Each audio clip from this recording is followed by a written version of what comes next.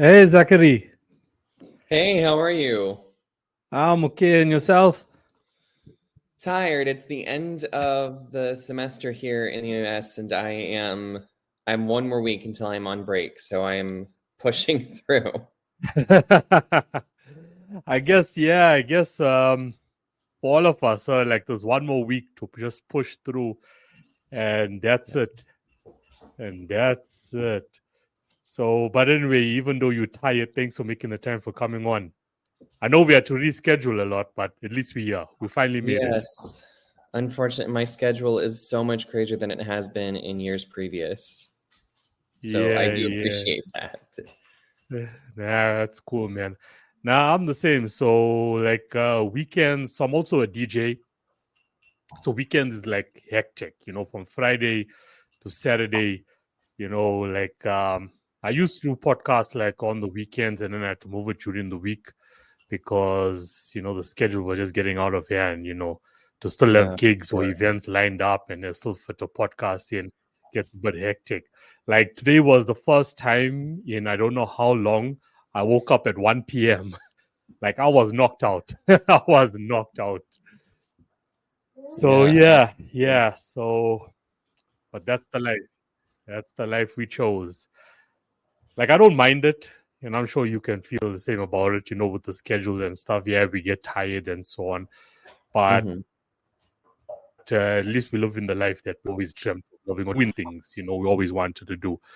Comes with the territory. Right. But I do yeah. love what I do. Anyways, yeah, yeah.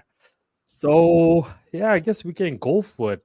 So let's first start, let's go back to day one, how it all started for you. So not only being a fantasy author, but also an educator. How did it all Mhm. start for you?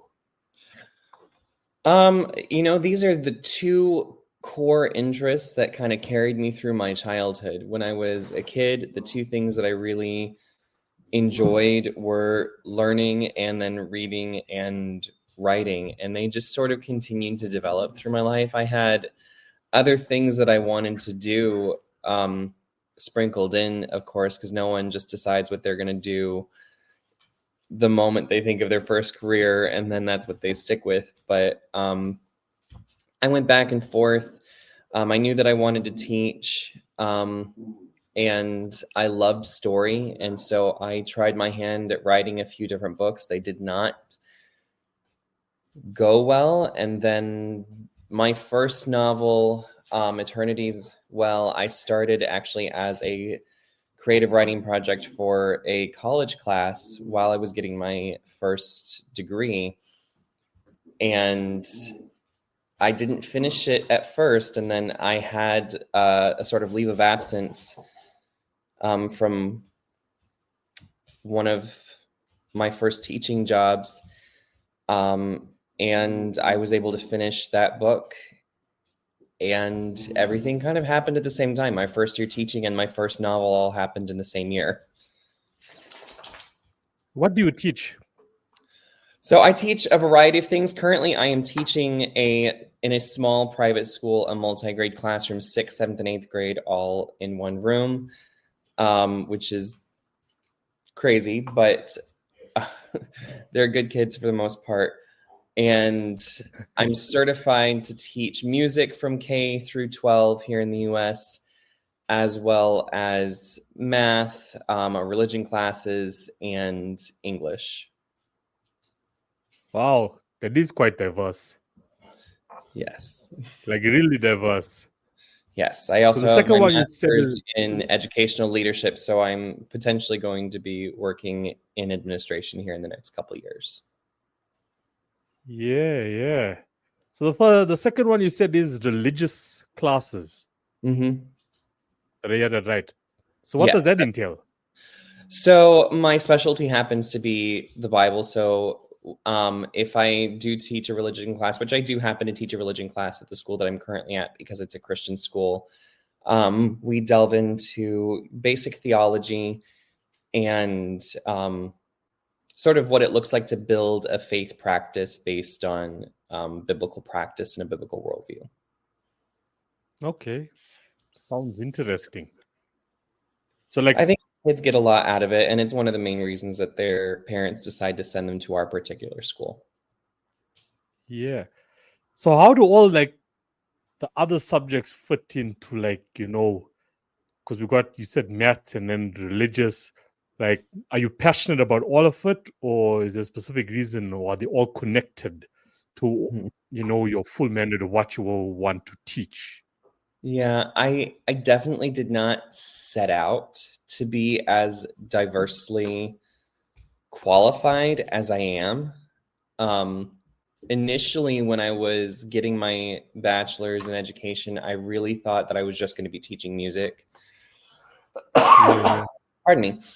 Maybe an English class. So I did get a minor in English, but I didn't really intend to teach Bible classes. I didn't intend to teach math, but circumstances brought me into jobs where I needed those certifications. So I took extra classes to get them.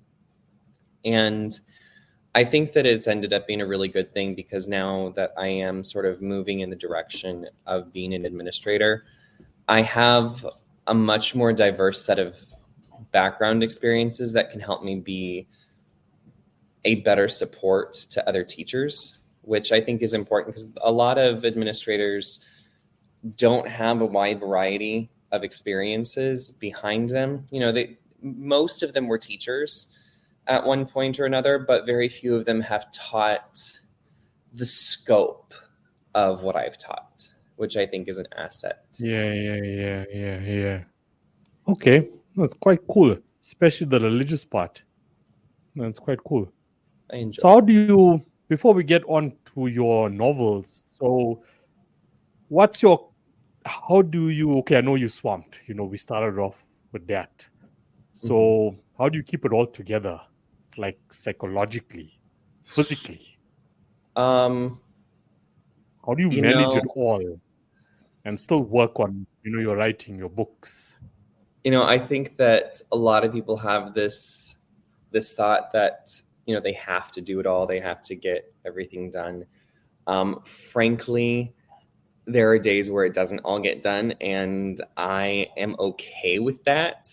I get as much done as I possibly can, but I also have ADHD, so that kind of splits my focus, which might be why I adapt to so many different things at once. For me, it's less of a weakness and more of a strength since I can kind of switch my attention and delve into a lot of different things seemingly at once. But I wouldn't have that same expectation for everyone. You know, um, when I tell people, I'm getting my doctorate, I'm teaching full time, I have a novel that I'm working on. And I manage my author kind of persona online to some extent. It's not to try to impress people or be like, oh, look at how much I'm doing. It's my brain is wired differently, and I have my hands on all these pots because I can't sit still. So that's more of it. I just can't sit still. Yeah. Yeah, no, the reason I brought up the question, I find it a lot also, with the consulting I do and also like with my life, like it can become overwhelming at times when you got so many things going on all at once. Fair enough, anything that you do, it all complements each other. It's all part of your journey, part Right. of your life plan, but it becomes overwhelming, to manage it at all and to find that time just for yourself to reflect and just get that time out. Mm-hmm. For me personally, like there's so many times I needed to adjust, and it's not even like after a year, it's like after a month, oh no, I need to adjust again. Then after another month passes, then something else pops up, and then there's something else on the table. Okay, I need to adjust again. And then like I also feel like, like with the moment I start something, like I have to finish it, even though I know, okay, look, it doesn't have to be done like straight away or there's no deadline exact pin to it, but like I have to get it done like straight away, like after our chat now, I already know, okay, there's some stuff that I need to get out the way. But yesterday I was like, you know what, I'm just going to concentrate on this podcast for today, and the rest I'm going to leave for tomorrow. But unfortunately, it doesn't always work out that way, you know. Yeah. I think oftentimes So we put yeah, a lot so of that's one pressure of on those ourselves things, in that those moments. Yeah. And like I'm a co-host on another podcast which is called Talking Back to Suicide, and we have all these guests that are coming on that will say the complete opposite of what I'm saying, but at times, as you said, your brain is wired differently. You can't Mhm. keep still, so I can Right. relate to that as well. Like Akaki, so if I know like there's things to be done, like I want to get to it. I want to get to it, no matter the sacrifice or how many hours of sleep. 2 weeks ago we had a sleep specialist who came onto the podcast, and he was talking about the importance of getting 8 hours of sleep. But it just doesn't happen, eh? It doesn't happen all the time, no matter how many times like I can personally try for myself in my life. It just doesn't happen. So, like, whenever I have a guest on the podcast that is so diverse, like yourself, I always have to get different opinions from different individuals, like exactly how do you do it? How do you manage it without burning out and just completely just like dropping down? Boom, that's it. Yeah. I mean, I think my core answer may not be, popular for everyone, but it is what works for me is, I believe that everything that I do has a purpose, and that my strength isn't in myself, because I do have that religious core to everything that I do. Yeah. Spirituality plays a big part in my life, and that connection to God and that relationship with Him comes first. And I think that I can't sit still in a lot of other regards, but that quiet moment, those quiet moments that I spend in prayer and just brings me back to center. And I think that I'm able to get as much done as I do because of that. So Yeah. I don't feel like Yeah. I feel like I'm burning out now because it's the end of the semester, and boy, kids are crazy in those 3 weeks between the United States Thanksgiving celebration and Christmas, because we're out for a week and then we get back for 3 and then we're out for 2. So they know it's a short time, so there's a lot less discipline and it's really hard. But for the most part, most of the time, I don't feel like the level of exhaustion that I feel right now. Yeah. And things just tend to come together. And a lot of the times, I don't know how everything got done, but it did. And I can't say that it's all me that gets everything done. So, But it's the point you just made there, your connection with God and spirituality, that's the driving force behind it. And for me personally, that's how stuff actually does get done. You prioritize that first, you prioritize that connection with God first, and the rest automatically takes care of itself. yeah. And So I can agree with you on that point. yeah, I wish You more start off, people had that relationship, because it makes everything else so much easier. yeah. I mean, people, I like to use my own examples because then, I always love to keep the show like authentic. At times, in my own journey, like you would wake up in the morning and you'll be like, oh no, I got this to do, I got that to do. And then you actually forget to reflect and sit down and, as you said, go into prayer, meditation, both, and then get the day started. But you're like, you know what? I don't have time for that right now. But it doesn't always work out. Things don't always fall into place. And then when I like, okay, cool, you know what? No matter how busy the day is or how late I am, maybe I overslept because I was up, after 12. I still make it a priority, even if it's 5 minutes long, to just have that time with God. So I'm with you on that one. And, to the listeners out there, they should prioritize that. because I feel, that's what actually just gets stuff done without you actually realizing stuff is actually getting done. Yeah. So 100%, I'm in agreement with that. Sometimes and I you know get to why the you said, day and nothing's done. Yeah, I was just saying that yeah, I know sometimes why you you get said to the end of the day and somehow everything's done and you don't know how because yeah, there wasn't enough time in the yeah. day, but somehow. Yeah, somehow it does get done. Yeah. So I mean, with your writing itself, like, do you fit that in between, or do you wait for semesters to get over to concentrate on your books? This year it's a little bit different, frankly. In the last couple years, I would write in between classes and have periods of time, like at breaks, where I was a little bit more intense. This year, I'm definitely kind of waiting for the breaks, simply because my schedule is so much more packed.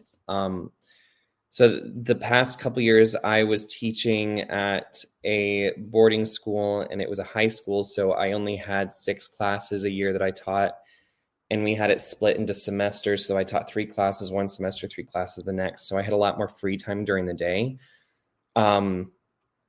This year, I don't have as much free time during the day. I'm, thankfully, I'm making a lot more money to compensate for that. But I don't have necessarily time during the day to write. So I'm trying to institute a little bit more of a schedule for myself where I write maybe 15 minutes a day. If it's not a lot, it's not a lot. As long as I'm getting a book out a year, I'm happy. But the bulk of my current novel is largely probably going to be written during the Christmas vacation, spring break, and then next summer, and it'll come out sometime next fall. So that's how I'm doing so it. you actually pushed together like one book. Yeah. Yeah, I One try to book a release year. a book a year. Oh, Ideally, when yeah. because I won't, I'll be finishing my doctoral studies in 2027. After that, I think that it'll be more feasible for me to do 2 or even 3 a year. But because I don't work with a traditional publisher, and I own my own publishing house, I have a lot of the red tape kind of gone for me. So I can go faster than some authors who don't have that same flexibility with their contracts and things like that, because it takes a long time to get through the traditional publishing process. And I'm not opposed to the traditional publishing process, but I think that I would rather have an established readership beforehand where it's consistent sales and I'm no longer a gamble for those kinds of companies, simply because I'd rather put the front work in and do all of my own marketing now than have to do all my own marketing as like a traditionally published author. I'd rather them know that they can sell my books and handle that for me, because I'd rather put the work in front and not continue with that. Plus, you got full control. Yeah. Right now I do have full control. And that's another reason that I wanted to do that as well, because the more I can establish that readers like my writing the way that it is, the more control I could potentially have later if I do decide to go the traditional route. Yeah. That this is the era we're living in now. And there's no big differentiation between the music business and, of course, sector you are coming from. It's just the same as with musical artists today. Most are going independent, just like myself. You just the red tape is eliminated. Yeah, there's a lot more work that has to go into it. A to Z is all on you. Your own writing, just to have your own mastering, your own recording, everything. Yeah, it's all on you. But at least, at the end of the day is, you're only reporting to yourself. Mm-hmm. I spoke to, it was last no, it wasn't last Monday, it was the weekend before, an author that's based in Egypt, born in Texas, and then relocated to Egypt. And at the moment, she's looking for a new publishing house. And we also touched on, why wouldn't you want to do it yourself? And she's just the same. I mean, that's the similarity with a lot of authors, is that they educators plus authors, picked up on that a lot. So with her, it's like, she's passionate about her teaching. She's passionate about writing. The administration work of the whole process, she really doesn't want to do it. Hence why she would rather have, publisher. Administration, even for me, like, I do not love the administration part, of this whole process. But, it is what it is. You have to allocate time to actually do those things. So for her point of view is, the reason I'm looking for a new publishing company. And it wasn't because, she left the old publishing company on bad terms. It just was the owner of that publishing company passed away. The wife inherited the company. So she's like, I had a good relationship with the husband. Let me put myself out there and look for new publishing. But she's like, I don't want to handle the administration. I don't want to be an independent publisher with my own house. So that's quite cool. So, I mean, with your own publishing company, it's just like you could just concentrate on your own work, or do you have other authors that actually work under you or assigned to you? Currently, it's just me, but we're not opposed to taking on more authors. I think we're just wanting to get a little bit more established, and there has to be some significant capital before we can sign other authors, of course, because there's things like for me, I don't have to pay myself in advance out of my publishing house. I can just take whatever book I write and publish it without having to compensate myself, right? But if we were to publish another author, at least at the moment, we wouldn't necessarily have that capability without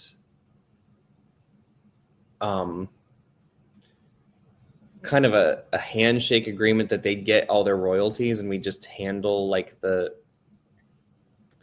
publishing part, and we would take like a percentage of their royalties to compensate for the effort that goes into it.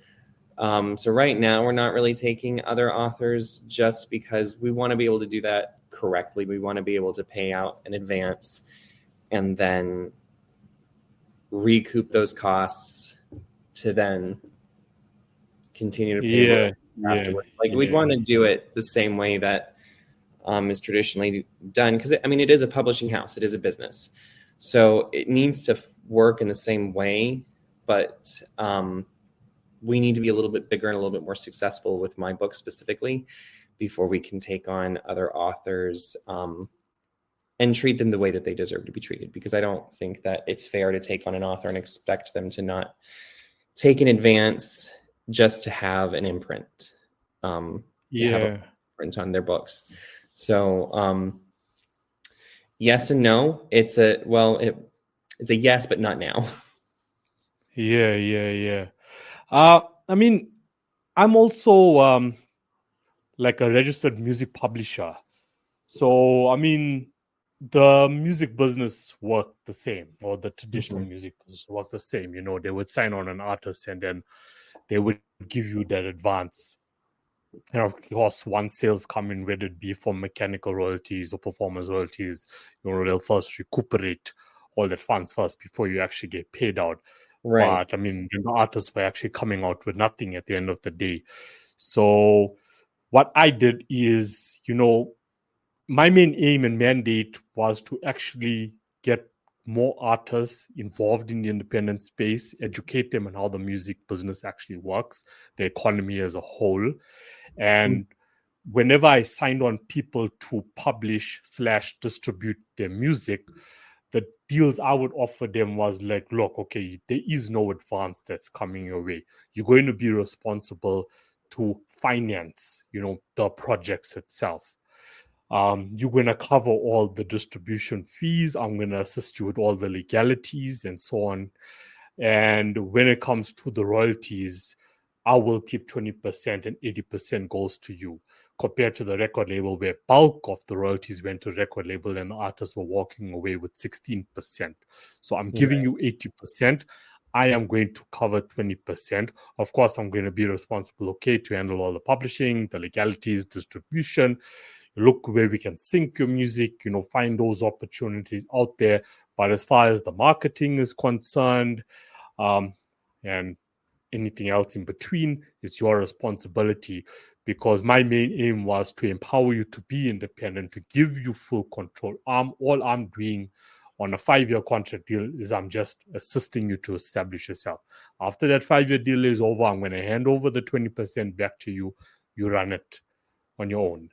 So that's how I sort of worked with it when it came to signing on new people and eliminating that whole advance. It was more of an empowerment mandate. And the 20% was just to say, okay, look, you know what? I am going to go over and aboard with what I'm going to do, because I'm going to save you, especially from the entertainment law part of it. I was going to save you a lot of costs on that, especially like if I sign on an independent label who has artists under them. They know nothing about entertainment law. So that's where that 20% actually comes in for me, is I'm going to actually assist you with, getting the contracts in place, with your artists that are currently working under you. So I guess that's how I played it, as a music publisher. For you still want to keep some traditional, aspects to it of paying that advance. Right. Yeah. But because it's expensive doing publishing, and I think that especially if I'm wanting authors to put in some of their own funds, like I have to show that I'm putting into that as well, because there's things like cover design, typesetting, formatting. There's a lot that goes into making sure that it's not just a finished work, but a finished and presentable work. Like it has to be visually appealing and fit into certain guidelines. There are certain things that have to be done to it to be able to be published on Amazon and Ingram Spark. And so there's like 3 or 4 different catalogs with publishing books that you have to be able to submit through to get the widest distribution possible. Yeah, 100%. And how does your distribution models work? I mean, do you have like partnerships, people to do it for you? Become online is quite a simple process, but the physical part of it? So right now, most of the commerce for me goes online. People will either order. A few of my books are available widely, so they can order from Ingram Spark directly, or they can order from Barnes and Noble. Most people do all their book shopping on Amazon, so all of the books are available there. A few of them are exclusively available on Amazon. And of course, Amazon's physical bookstores in a couple of the larger malls, they are absolutely welcome to order through them as well if they prefer to order in store. So right now, that's the extent of our distribution partnership. But eventually, I'm not supposed to. Well, eventually, I'm sure that there will be bigger distribution deals, simply because I'm expecting a shift in popularity, and that's about as much as I'm able to say. Okay, man, cool. Thanks for sharing, the business side, and the educational side of your career. So let's talk about fantasy. I'm a fantasy fan. How did that come about? Why fantasy? And let's touch on Eternal Chronicles. Like, how did it all come about? It started as that there are like 3 or 4 different origins to this thing, really, in my mind. One, I knew that I wanted to write a fantasy story because I enjoyed writing them. So that was kind of like the first impetus. I tried to write in other genres because I'd heard advice from other authors like, oh, don't write in the genre that you like to read because they had their reasons. And so initially I was trying to write a crime novel, and it was not working well for me. I didn't know the genre well enough. I've read a few crime novels, but it wasn't really flowing the way that it should have. It was clunky, and so I gave up on that project. I don't think I plan on coming back to it. It was kind of a hot mess, really bad. And so I kind of sat with this idea, like I still really wanted to write a book, and I really enjoyed the Avatar: The Last Airbender, the animated series, and I enjoyed things like The Circle and the Chronicles of Narnia and the Inheritance Cycle. And so there sort of was a hodgepodge of ideas that I put together and came up with the rudimentary idea for the Eternal Chronicles, which actually originated very differently than how it turned out. It wasn't at all like the final product, but my first idea was this kind of group of 5 or 6 characters from the different nations that are now represented in my novels, and one human, and the humans were able to be masters of all the types of magic. And so the main character was trying to become the most powerful sorcerer in the world. Vastly different from how it ended up turning out, because I ended up going from like a hard magic system with different nations representing it, because it felt too much like Avatar. I'm like, it's copying the story, like not totally, but it wasn't original enough. And so I fiddled with it, and I wrote a couple different versions of the first chapter, trying to figure out how this would work. And I ended up I didn't actually use any of the versions of the first chapter, but I did use this kind of idea that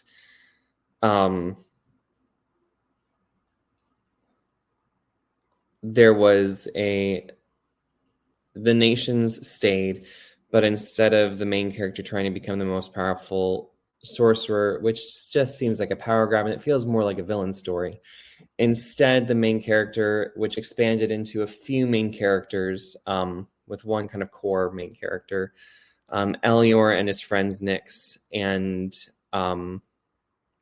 Opal, all experienced a devastating loss in the first few chapters of Eternity's Well, and they're seeking answers and solutions to problems that don't have a natural solution, and so they're seeking a magical solution.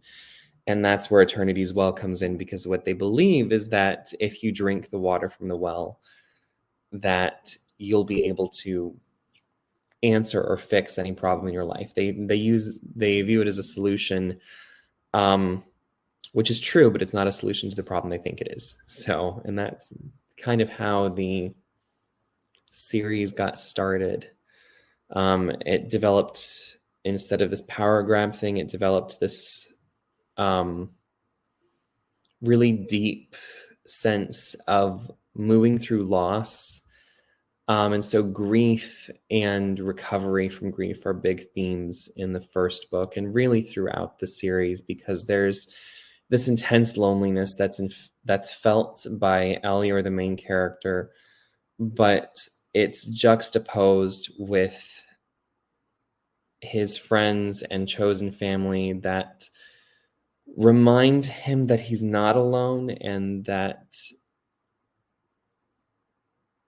there are things bigger than the momentary things going on and the losses that are accumulated. Biblical themes began to be tied into it, and so it became sort of an allegory for the New Testament as the story developed. And it was the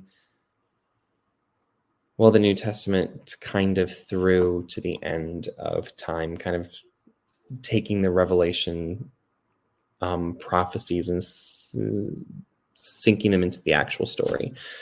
So it became a very different story than what I kind of originally thought out. And I think that the deep meaning behind it helped me to actually write it out, because it was probably not going to be written if it didn't have all of that behind it. It needed that emotional core.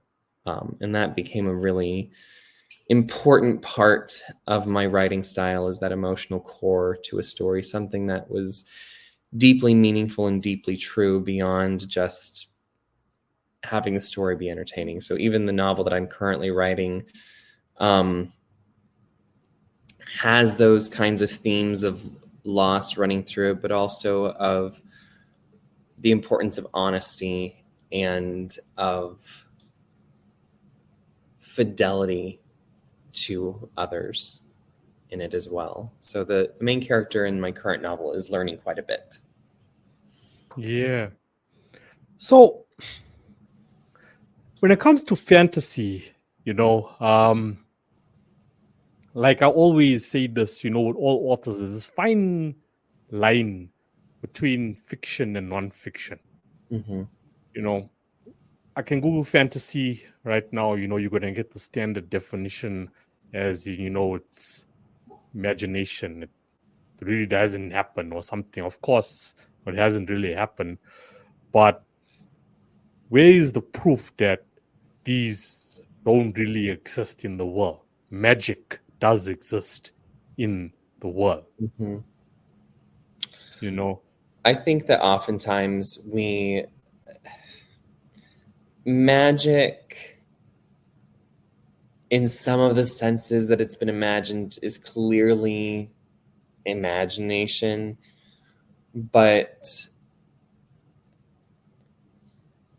I don't think that magic is not real. I think a lot of times magic is just science that we haven't figured out yet. I mean, talk to someone 100 years ago and tell them that we would be talking to each other through like a glass screen from across oceans and continents, and they would scream witchcraft. Like, this is not, well, maybe 100 years ago. Maybe this was conceivable 100 years ago. But this isn't within the realm of possibility for someone living in the 1880s. And they might have called something that looked like this magic if they read about it in a book. But it's happening and it's real, and it's, there's electricity and processes that go through it. So I think a lot of times what we refer to as magic is just something that we don't yet understand. And so could it be, in theory, possible that someone could generate a ball of fire just by willing it? I don't know. Maybe it's possible. I think that the truly fantastical elements are more to do with like the actual like creation of worlds and world building, rather than the processes that happen in the world. Because, I think that technically in some super advanced society, a lot of the magic that happens in my books could technically be possible. But I don't think that fairies and centaurs and wind spirits and jinn or dragons or mer people are real. I think those are the fantasy elements that are truly imaginative and take portions of reality and blend them together in creative ways that help to suspend the sense of disbelief for people. Because if you write a fantasy that's set in the modern world without any kind of element that moves it slightly to the left or elevates it or something, then it's hard for people to read. Like, if I just wrote a book about a teacher with magical powers and there was nothing odd about that, like there wasn't like a goblin in their class or something like that, it would just feel off. But if you add in those fantasy elements that are clearly imaginative, it helps to make it feel more believable by making it unbelievable. Yeah, yeah. Okay, let me throw a question out there. Maybe for some people it'll be like a stupid question. I don't know, But I throw a question out there. Let's just say dragons didn't exist. Okay. Where's the proof backing up that they never exist? Okay, and Actually, I want to go. Yeah, actually, I want to go and back how on did what I we said because I come think the dragons from did dragons? exist. Yeah, I think the dragons did exist, maybe not in the same fashion that we imagine them, but I believe that the word dinosaur was coined in the 1880s. Don't quote me specifically on that, but it wasn't always a word. And so we have these evidences for these massive reptilian creatures that did exist, but dinosaur wasn't always the word that we used for them. So it's at some point or another, these things were called dragons. Now, if you subscribe to the evolutionary view, then they were all extinct before human beings came onto the planet. But I happen to be a creation scientist in my approach to origins. And so, in my mind, dinosaurs and the other large reptilian animals existed at the same time. And of course, they would be called dragons. And we do have animals, I don't know if they could breathe fire or not, but we do have something called the bombardier beetle that can shoot flaming gases out of its butt. So it's conceivable that that same kind of thing could occur in a reptile potentially. So maybe some of them did breathe fire. So in that case, dragons very well could have existed and have been documented in ways that we don't understand. I think that there's no way for us to know exactly what the past looked like without having experienced it. And so it's possible, if you view things through a creationist lens, that dragons were very real, and we just call them dinosaurs when we discover their remains now. yeah, yeah. For me, nothing is impossible. Nothing is impossible. Like, there's nothing when it comes to fantasy, whether it's reading a book or it's watching a movie or a series. Top of my mind is like, there's no evidence that tells me that this is not real or was real once upon a time. Yeah, maybe Google or experts, whatever, will come and say, okay, this is not real or whatever. But like, I'm like, that's not good enough, like for me, not good enough. Like for me, there's nothing really saying that millions and millions of years ago this didn't really happen, or these creatures didn't really exist. It came from somewhere, where it was like symbols that were left behind by, our ancestors, or, Yeah. peeps back from way back. They left symbols, like how the Egyptians left symbols, that actually define the future, that still defines the future. Yeah. I think the You know? evidence that a lot more is real than we think there is just that humans are very creative, but up to a point. Like even things like mermaids, we're just combining a fish and a human at that point. Yeah. Like even unicorns,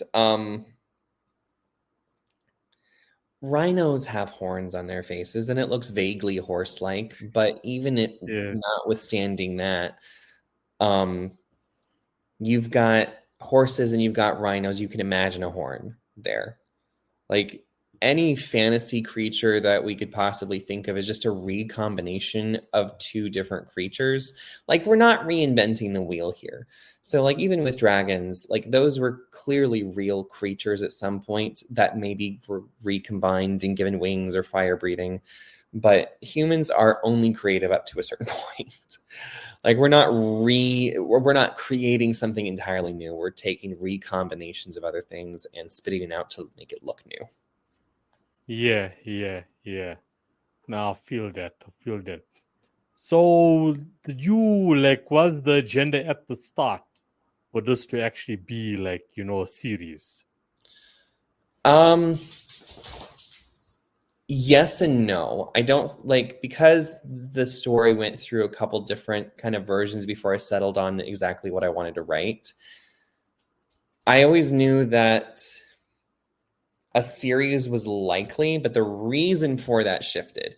So the reason in the beginning for the series was I like reading series, and fantasy stories tend to be larger, so this is probably going to end up being a series, but I didn't really have an idea beyond the first novel at the offset. As the story grew and it developed those biblical themes in it,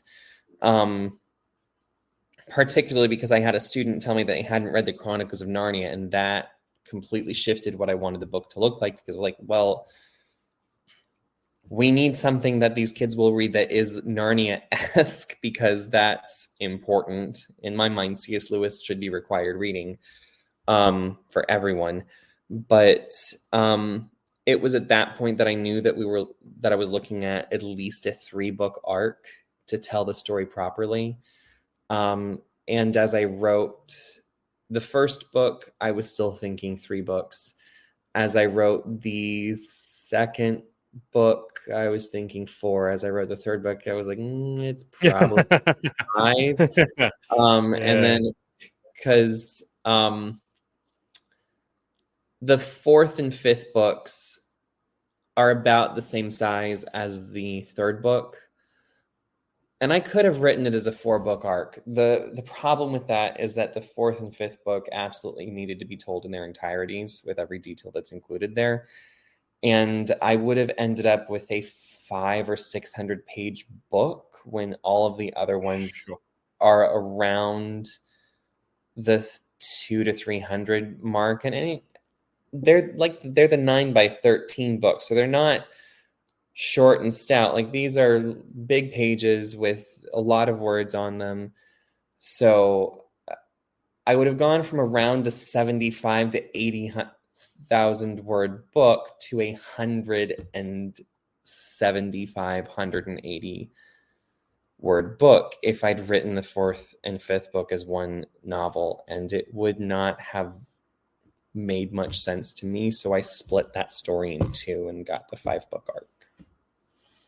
I guess it's a good strategy, like you'd rather have, or I would rather read, a book with 200 pages at a time. But I guess the other part about it is now you have to wait, what's next. Yeah. What happens next. There's an element of that, but a lot of people will wait until a series is completely done and then start reading it. I've actually noticed an uptick in sales since I finished the books. I've sold more in the past couple months than I did the rest of the year before that. And people do prefer, like, I'm looking at the stack of books. It's like about this high. So like this thick, this much, and people will binge read that, but it's a lot harder to binge thicker books. Like, I have the Inheritance Cycle sitting on my shelf. That's well over 3,000 pages of reading. And so that one, I don't think I could binge myself because it's so much. And so usually if I read the Inheritance Cycle, if I reread it, I read one of the books and then I take a break and read something else and then go back and forth because it's a lot. So for me, I was okay with the wait between those books when they were first coming out, because they were huge, especially for, I think the first one came out when I was in 3rd or 4th grade. I was a little kid when Christopher Paolini published his first series. And after your 4th book, like as you said about combining it, like out there, in the market, do you have it in bundles, for people to purchase and so on? I have thought about doing that. Right now, the way that things are set up, you need a distribution partner to do a box set. But I've thought about doing those combined books where it's all of the books in one volume. But it would take a significant amount of work to get that to be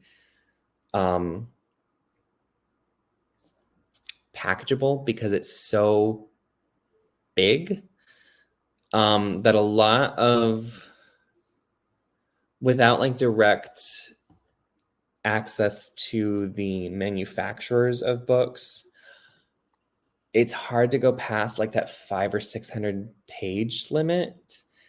And so the letters would have to be so tiny. So I'm fiddling with it, but it's not a high priority right now to do that. They are all available for purchase through Amazon. Eventually, I would love to see a box set made, but right now that's just not financially feasible for me, because that's a big undertaking. Because with something like a box set or even an omnibus, you're looking at the production costs, and you're looking at, you probably, like, at a minimum need to order at least 10,000 copies. And without, like, the books are selling, but I'm by no means like a New York Times bestselling author at this point. I think it might happen, but it's not happening right now. And so it's a little out of the realm financially for me to pay for that, and have it be worth the investment. Yeah, that's understandable. That's understandable, definitely. So, got a question which I have to ask each and every single author. What is your take on artificial intelligence at the moment? Because I can become a fantasy author overnight. So, what is your take on that, on being an organic author yourself who spends a good amount of time to get a good, decent book out to market, once a year, which is your target? So, what's your take on it, and, the future with artificial intelligence and, yourself personally? Do you use it for research yourself or anything else? Do you see it as a tool that can actually assist your career, or do you see it as a threat?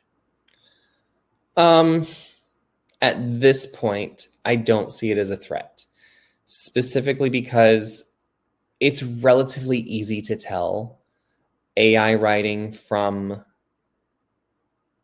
a human being writing. And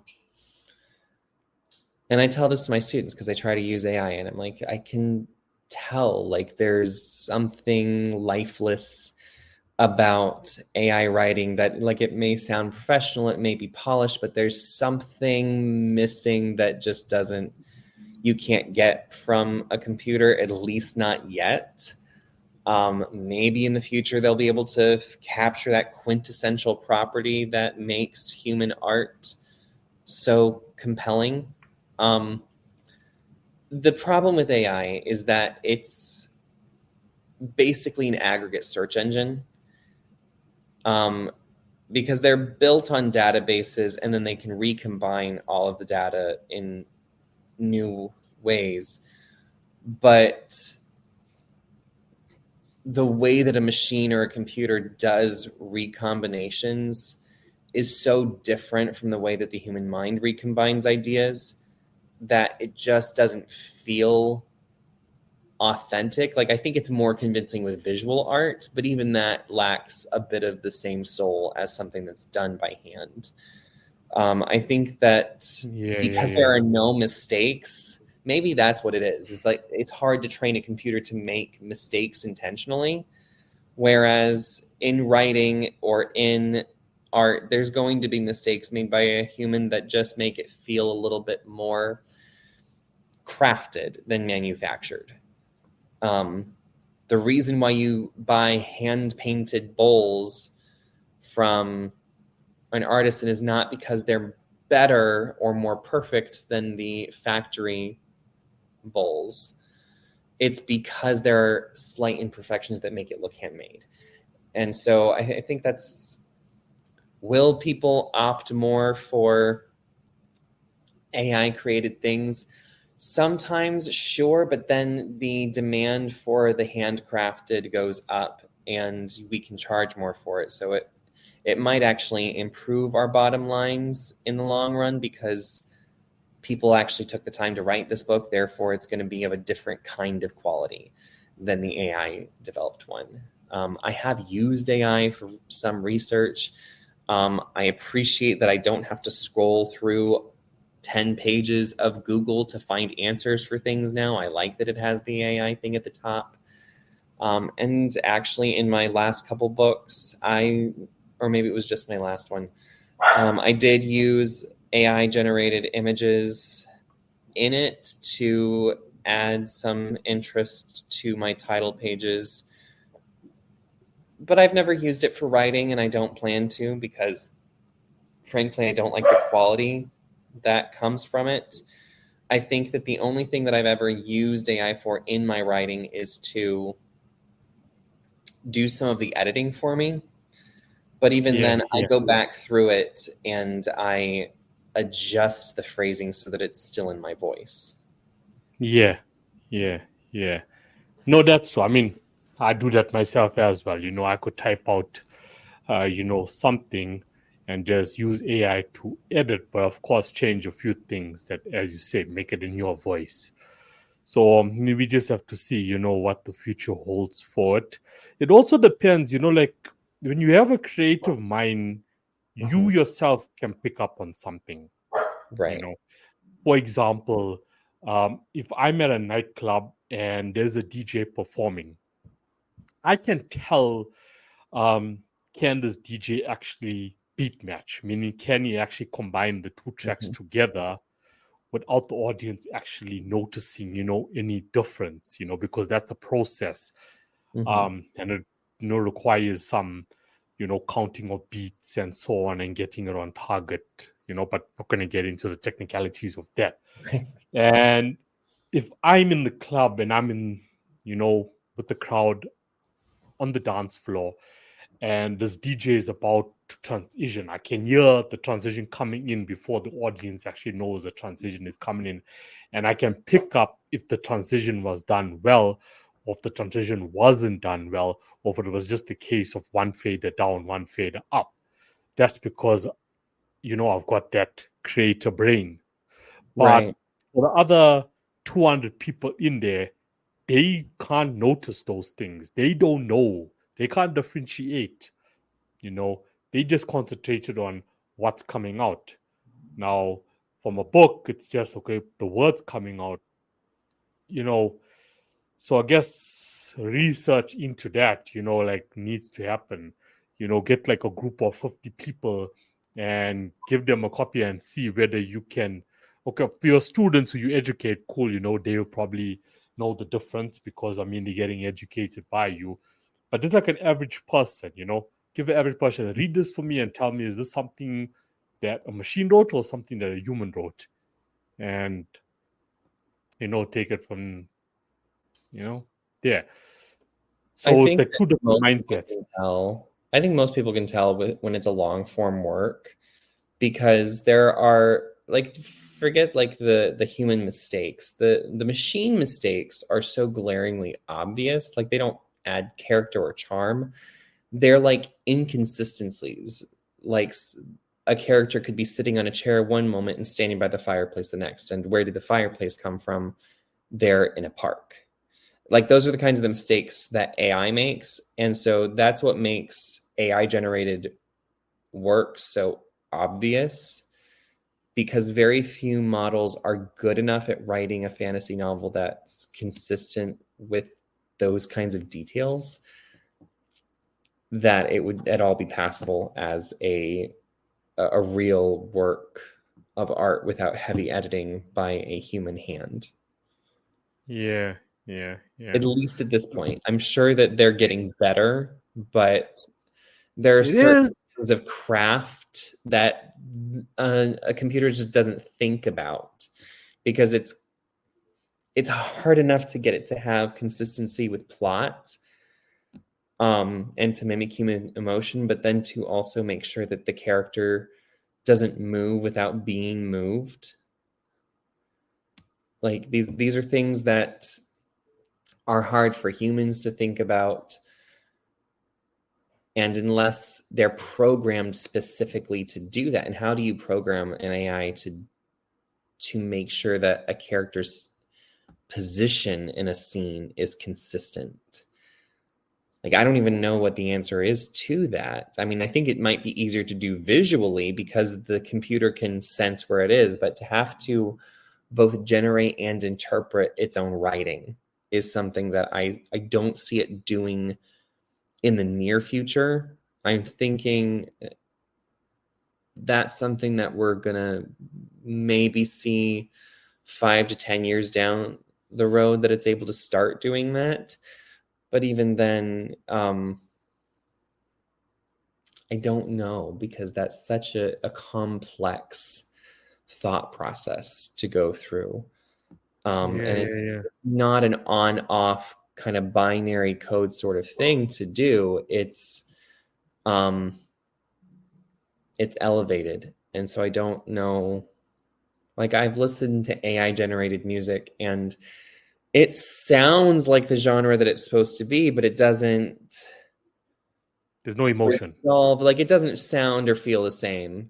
Not without the heavy editing. So, like, I think AI could be a big shortcut for people, but is it going to be something that just like people start turning things out and producing commercially polished works overnight? I don't think we're there yet. It might get there, it might not. I don't know that there's necessarily enough interest from actual artists to put that out there. The general public might want it, but the general public isn't going to be able to necessarily generate a piece of written work or a piece of music and then be able to edit it to the point where someone can't tell that AI started it. Like, I put lyrics that I wrote into an AI music generator. I can tell that it's AI generated. It needs serious work to actually sound like a real piece of music. Like, it's decent, but it would take me a tremendous amount of editing and putting it into because it just gives me an MP3. It doesn't even give me the sheet music. So I have to transpose and then, or transcribe and then fiddle with it so that it actually sounds right. Yeah. Whole process. And I think that it's going to be a while before AI can compete creatively. Like, the big thing with AI and art is like hands, like it can't do hands very well because they move and they're weird. Like, they're hard for people to draw. It's not hard for AI to draw hands. It's just adding extra fingers. Or I saw one AI generated image where it just gave up on the hand and stuffed it into someone's pants.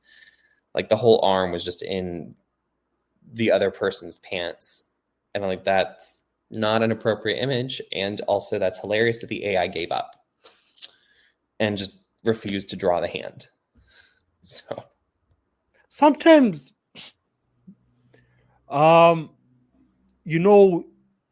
the most expensive art in the world, if we look back in history, has been sold for millions of dollars. And it's the most weirdest piece of art that you can look at.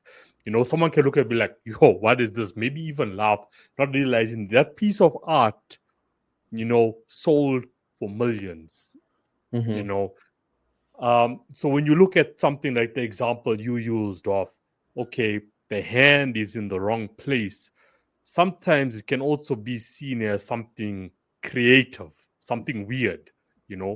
Weird at times sells. Once again, looking at the millions and dollars of pieces that have been sold throughout history, something like that, something weird, something, completely strange, can also be looked at as, yo, this is like weird creative stuff going on here. Yeah, I think weird sells. I think that, oops, the computer didn't do it right, doesn't. And I think that, like, AI images have this sort of polish to them that regular art just doesn't, like, it's trying to be photorealistic and it just drifts into uncanny valley. So I think it's because of stuff like that, like weird cells, like Salvador Dali, incredibly weird art, melting clocks and stuff like that, sells for a lot of money nowadays. And there's even like a whole museum here, I think in St. Petersburg, Florida, or Jacksonville, something like that. It's in my home state. There's a Salvador Dali museum, and the building itself looks weird. It looks like a piece of Dali art. But again, like, it goes to this, like, there's a human quality to the art where it's not, there's just something about it that's not as polished or as pristine. And there may be mistakes and things that are off, but it's not like, it's not trying to be perfect and then isn't. Like, it's not polished and mistake ridden at the same time. And I think that's what really separates AI generated work, whether it's music or visual art or writing. Like, it just makes it so polished, and then you get to a mistake that is completely out of place. Yeah. I guess, it's just all like just 50-50 at the moment. There's some really great uses for AI. I think that it's a fantastic tool. I think it's great if you're just searching in Google and you're looking for an answer for something, and it's going to aggregate the main points of like the first 10 or so searches, which, assuming those are trustworthy sources, it's a great tool. And ChatGPT can do the same thing. Like, it's looking at a lot of different sources for the answers that it spits out. So, like, it's a good tool. It's a good tool for answering general questions. I think that AI has tremendous applications for things like, I know that Tesla is working on a robot that would be some kind of automated servant, which I think sounds fantastic. I would love to have a robot do my laundry and accomplish things around the house that I just don't want to do. And if I have the money, I will pay I think it's what, $25,000, $30,000 that they're going to be charging for these things. Like, great. If it can accomplish the menial tasks that I don't want to do, I think that AI has tremendous use for that.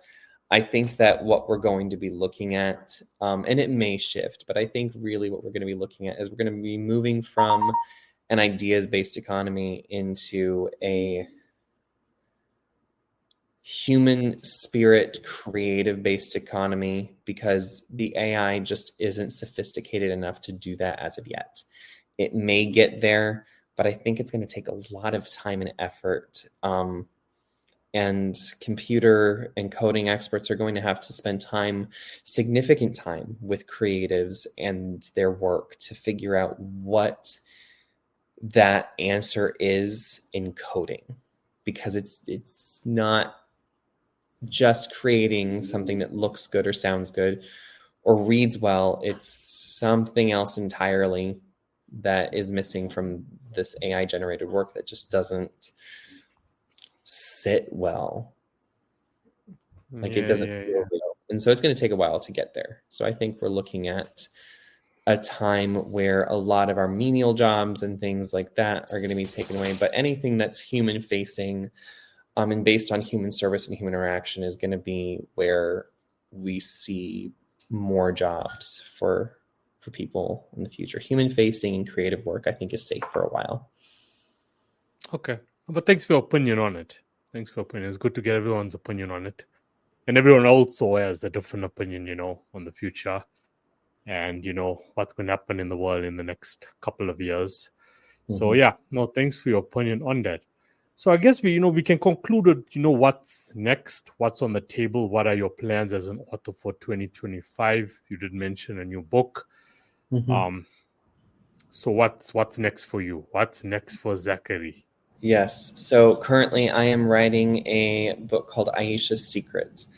And I'm sort of taking a look at the Aladdin story again, but approaching it from the female perspective, so from the princess's perspective, but she's the one who finds the genie and makes wishes. And so that becomes she has to keep appearances or she loses everything. Okay. And when you're expecting to release the book? I would expect it sometime in fall, so between September and November of next year. Okay. Well, I mean, all the best with that. So that will be your first book for 2025. Yes. Yeah. So all the best with that. And where can people find you online? Once it gets updated, my website is zacharyhagenwrites.com, and my socials are zacharyhagen_writes.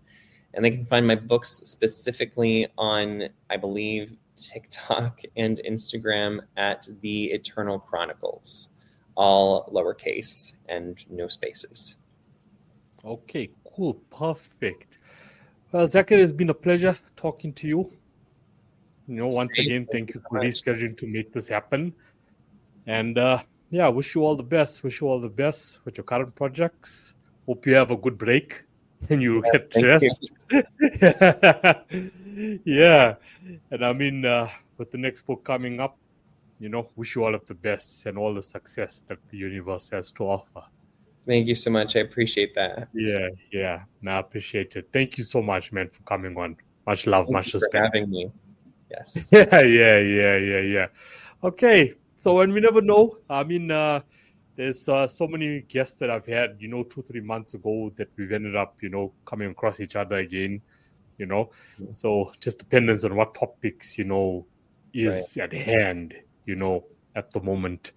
I call in people again, just to give their point of view on that specific topic.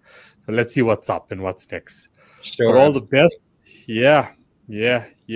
I mean, one more thing I can ask first. I know you also got a family life, so you also work around that, with everything else in between.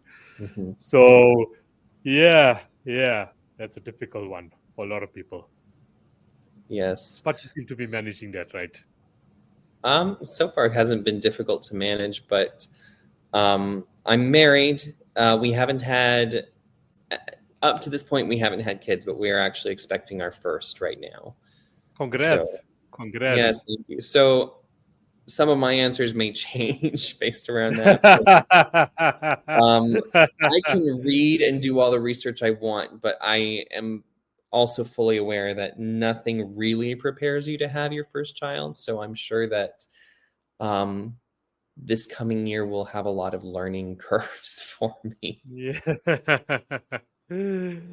I guess, like say 2 months, once the birth happens, we'll have another conversation. Yeah, we're looking at for that. So yeah. Okay, but once again, thank you so much, and please do enjoy the rest of your day. Thank you so much. You as well. Yeah. Okay, cool, man. Take it easy.